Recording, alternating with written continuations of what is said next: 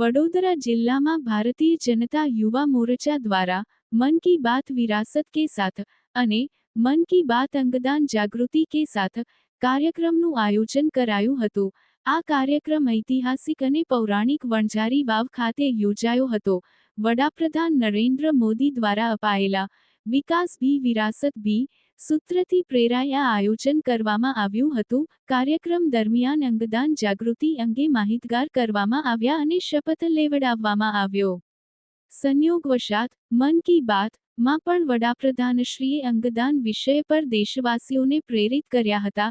કાર્યક્રમમાં જિલ્લા ભાજપા અધ્યક્ષ ડો. બી. જે. બ્રહ્મભટ્ટ, કરજણના ધારાસભ્ય અક્ષયભાઈ પટેલ, જિલ્લા યુવા મોરચા પ્રમુખ દર્શિત બ્રહ્મભટ્ટ સહિત અનેક હોદ્દેદારો, કાર્યકર્તાઓ અને ગ્રામજનો હાજર રહ્યા।